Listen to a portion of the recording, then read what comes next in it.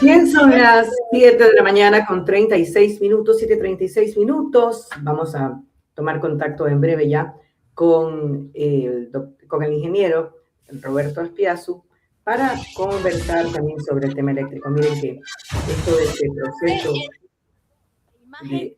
ya lo tenemos aquí, ingeniero. CRE, voz e imagen en noticias. ¿Cómo está? Buenos días, vamos directamente a los... Buenos días, adelante, gracias por la invitación.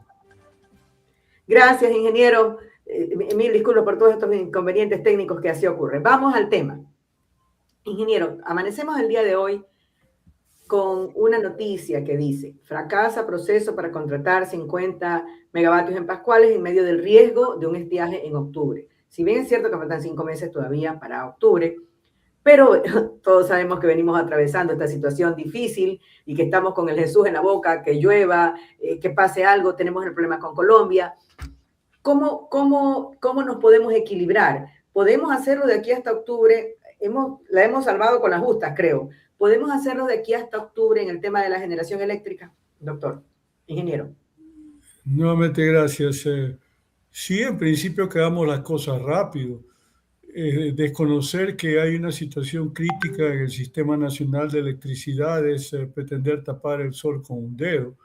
Esto se viene reportando desde 2023, por lo menos, cuando SENACE declaró un estado de emergencia por el riesgo de déficit que recurrentemente nos ha afectado, sobre todo en 2024. El problema radica, como lo sabemos bien, en que en la medida que llueve hay suficiente generación hidroeléctrica, pero si no llueve, obviamente los porcentajes de este tipo de generación disminuye y nos ponen problemas porque no hay suficiente capacidad de generación termoeléctrica, porque el parque es viejo, porque no ha sido posible recuperar muchas unidades debido a su obsolescencia. Sabemos bien que ha habido dificultades en la contratación de las unidades necesarias durante el programa establecido para el efecto en 2025, incluido lo sucedido con Progenia Austral, pero no únicamente esos proyectos, hubo otros relacionados a contratación, alquiler de energía que fracasaron, que se cayeron. Entonces estamos en este momento con un problema no solamente de generación, sabemos bien, sino también de transmisión y distribución y comercialización, de manera tal de que esa es la situación que estamos encarando. Nuevamente ha llovido, eso nos brinda algún alivio, el embalse de Mazar se ha recuperado, pero obviamente en el mediano plazo sigue habiendo muchas interrogantes y urgencia para alquilar nuevas facilidades de generación eléctrica en particular. Ingeniero, parece que estuviésemos en el 2024. Me pregunto yo, ¿qué hemos mejorado? O sea, quiero ser optimista y quisiera saber cuál es la diferencia de la situación que nos tomó en el 2024 ahora, que no sea la climática. ¿En qué hemos mejorado? La situación no es tan distinta, salvo que se ha incorporado algo de generación como Toache Pilatón, en total 240 megavatios, con la ventaja que esa central hidroeléctrica se encuentra en la vertiente del Pacífico, a diferencia de la gran mayoría de las centrales hidroeléctricas que están en la cuenca amazónica.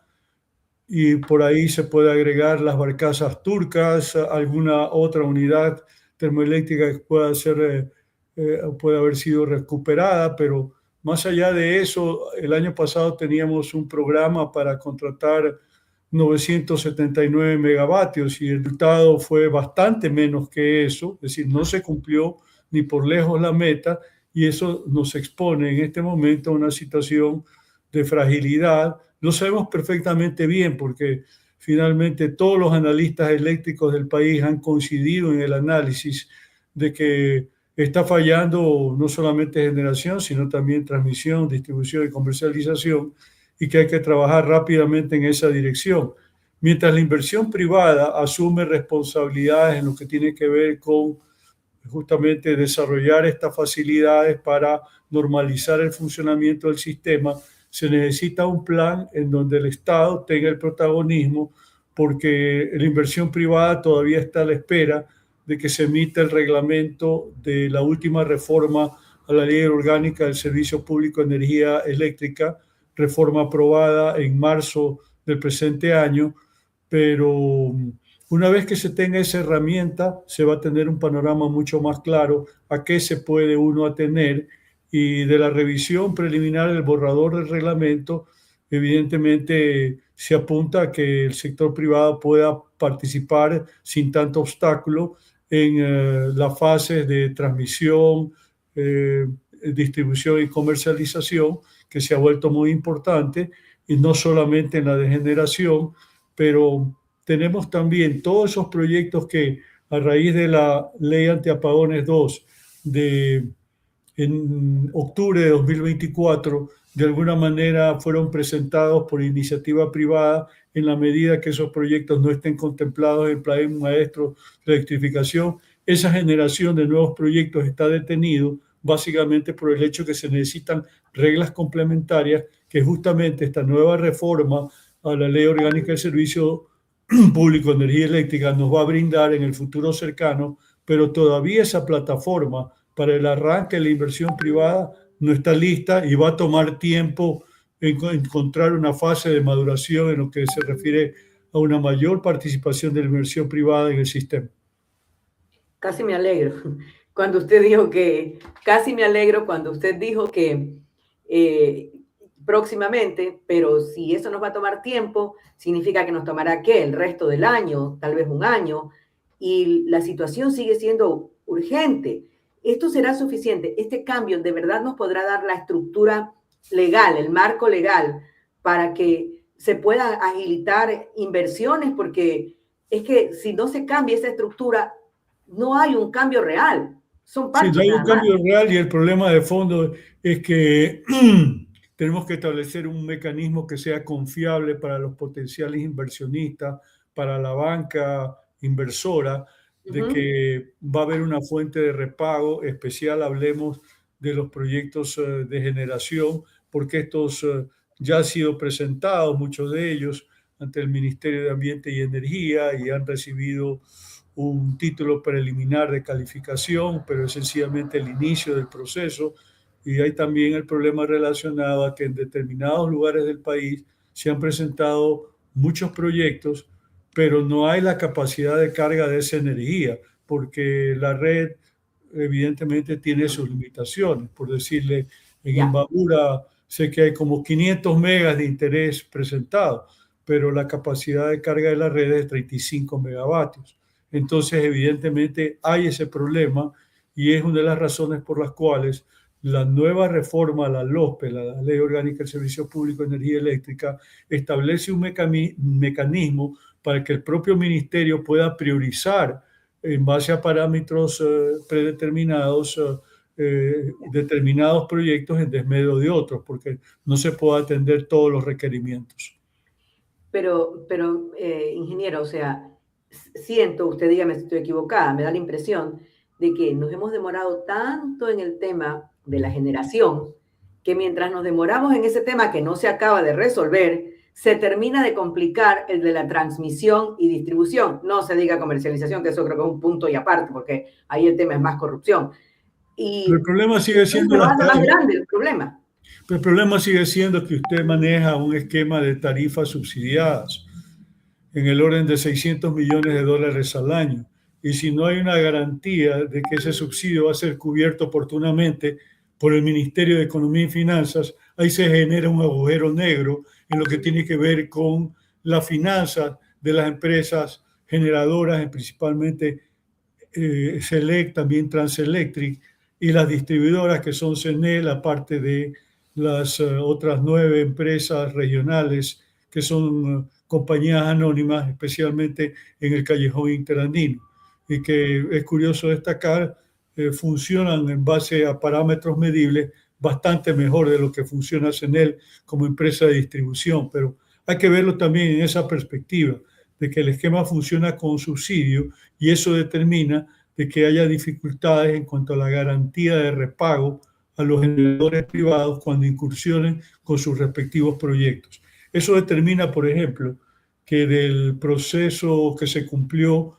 durante varios años, entre 2020 y 2023, los títulos de concesión se otorgaron ese año a finales del gobierno del expresidente Guillermo Lasso pero digo, de ese paquete apenas hay un proyecto en marcha, en construcción. Eran en total como 11. Es decir, usted tiene una decena de proyectos que por distintos motivos no se han ejecutado y que ya probablemente no se van a ejecutar, como varios proyectos importantes de 60 megavatios cada uno, 4 en total, en la provincia de Imbabura, porque se ha demorado mucho el Estado en responder los requerimientos y las garantías de repago que requieren los privados, y finalmente estos consorcios internacionales han mirado a otros países en donde no tienen tantos problemas para efectos tener esta garantía de repago.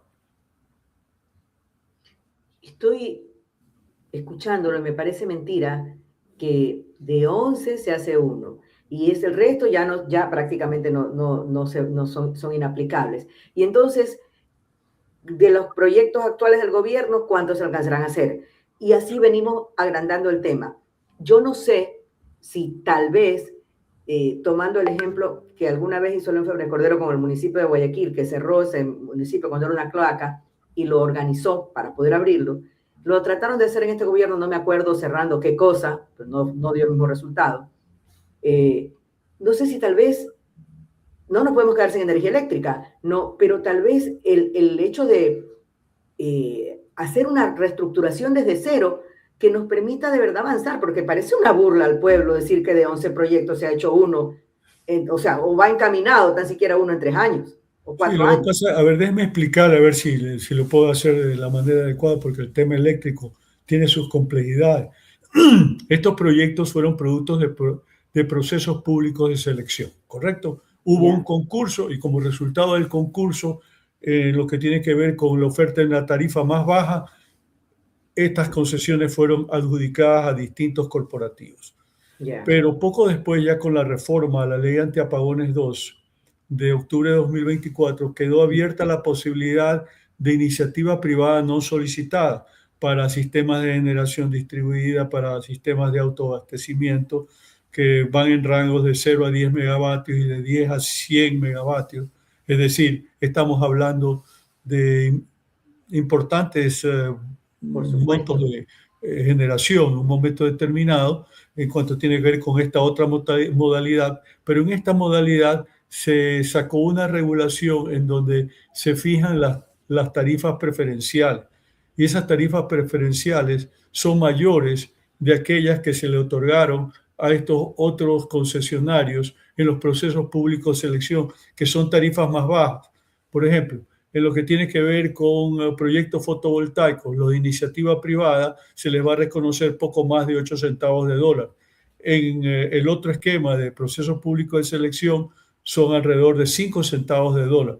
Entonces, para un proyecto que va a anclar al corporativo con una inversión importante durante los próximos 25 años, esto hace una diferencia importante y ha hecho que estos PPS, como suele llamarse, los pierdan interés y más bien pues estén en proceso de renegociar sus contratos si acaso para aumentar la tarifa y resulte de esa manera más rentable, de manera tal que yo lo que le puedo decir es que el Sistema Nacional de Electricidad está sujeto a un esquema que es esencialmente monopólico, ¿no es cierto? Y hoy por hoy apenas tenemos el 10% de la generación en manos privadas, 90% es Estado, es lo que tiene que ver con transmisión, distribución y comercialización, el 100% es privado, y el desafío va a seguir siendo ir abriendo espacios para la participación privada, como por ejemplo en el modelo de autoabastecimiento, donde los corporativos pueden eventualmente comercializar su energía, vender su energía a sus propios consumidores, es decir, los que integran el mismo consorcio. Ahora, a través de la regulación que está por expedirse, se está procurando también de que estos modelos de autoabastecimiento puedan aplicarse también a terceros, no solamente a aquellas empresas que son parte del corporativo que se constituyó para promover el proyecto de autogeneración. Entonces, también hay el nuevo modelo previsto en la última reforma legal del distrito autónomo energético, que son como pequeñas unidades que pueden funcionar como por ejemplo con la industria camaronera o con la industria minera, como empresas que generan y distribuyen a la vez dentro de una misma isla, por llamarlo de alguna manera, ¿no? Dentro de una misma unidad territorial. Y vamos a ver cómo funciona eso, porque siempre hay que ir avanzando en función de prueba y error. Ojalá que esta última reforma introducida y el reglamento correspondiente finalmente cumplan con cerrar este ciclo que se ha venido dando para tratar de establecer un modelo que sea atractivo a la inversión privada. Ojalá, porque eso facilitaría en gran medida, ¿no?, lo que no se ha podido hacer a través de los diferentes gobiernos en el tema eléctrico. Ahora, yo tengo una pregunta final en honor al tiempo, 7:52. Lo que pasó en CENEL, este operativo que ingresaron a CENEL porque hicieron un seguimiento, había temas de corrupción que, bueno, a través de las cuentas bancarias lo pudieron detectar. ¿Cuánto puede ayudar para tener una institución, ¿no?, sana, donde la corrupción no sea la moneda diaria, desde el guardia, ¿no?, hasta las más altas cabezas? Entonces, ¿cuán importante podría ser el saneamiento de CENEL en el tema eléctrico? A ver, lo primero, tenemos que esperar todavía tener más información respecto a la denuncia acerca de las irregularidades en CENEL. La conocemos en líneas generales, pero hasta donde entiendo todavía no hay un detenido, de manera que es Hay 4 detenidos. todavía, ¿perdón? Hay 4 detenidos, 47 sindicados. Bueno, okay, hay pocos detenidos. En todo caso, es una noticia en desarrollo, es decir, necesitamos mayores elementos de juicio. El problema de fondo ahí es que CENEL, desde hace muchos años, suele ser un botín político que se otorga pues a legisladores influyentes, en fin, es como ha venido operando el sistema.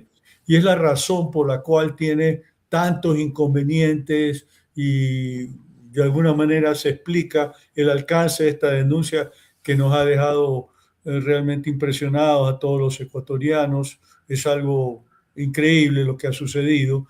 Pero por otra parte, hay que tener presente de que esta gestión política, si uno la contrasta, lo decía hace un momento, con aquella que corresponde a las distribuidoras regionales en la sierra, que son compañías anónimas, ¿sí?, no es una empresa estatal, son compañías anónimas, funciona mucho mejor para todos los fines correspondientes. Inclusive en lo que tiene que ver con, por ejemplo, las pérdidas negras famosas, las pérdidas que se generan en el sistema de red. Mientras en estas compañías anónimas, en donde hay otros accionistas distintos al Estado, el Estado es el accionista mayoritario, de hecho CENEL lo es, ¿no?, pero tienen una gestión mucho más profesional, pues decía, esas pérdidas negras que en CENEL pueden estar, según un informe relativamente reciente, entre 17 y 18%, estar en 7-8%, 10 puntos por abajo de las pérdidas negras de CENEL, con estándares un poco más de lo que se maneja y es permisible a nivel internacional en lo que tiene que ver con este tipo de pérdidas. Así que sencillamente hago la mención para tener una idea general de la problemática. Quisiera decir que hemos avanzado más, quisiera tener buenas expectativas. La esperanza es lo último que se pierde. Y yo no dudo que este gobierno esté haciendo un esfuerzo, pero ojalá, Dios mío, tuviéramos un acelerador allí para poder ir al ritmo de las necesidades que tiene el país. Sí, pero también creo que es muy importante apuntar en la línea del fortalecimiento de la institucionalidad del sector público, de las empresas como CELEC, Transelectric, CENEL, las distribuidoras, estas que son compañías anónimas de la región interandina. Pero esa es una tarea a mediano o largo plazo, ¿no? En el corto plazo, pues obviamente es un poco el diagnóstico que hemos compartido, pero el desafío hoy por hoy es ver cómo vamos cambiando este modelo que sigue atravesado por un estatismo burocrático que hace perder mucho tiempo en cuanto a la transformación pendiente y más allá de que se genere esta legislación amigable, hay que considerar que esta tiene que sujetarse a la prescripción constitucional de que solo excepcionalmente el sector privado podrá participar en los sectores estratégicos, en este caso particular, de energía eléctrica, y eso supone de modo propio que aún con las reformas legales tiene que haber trámites de por medio, concesión, autorización, permiso, que siempre demandan tiempo y abren márgenes de discrecionalidad para que tienen la potestad de dar luz verde a los trámites relacionados a estos proyectos.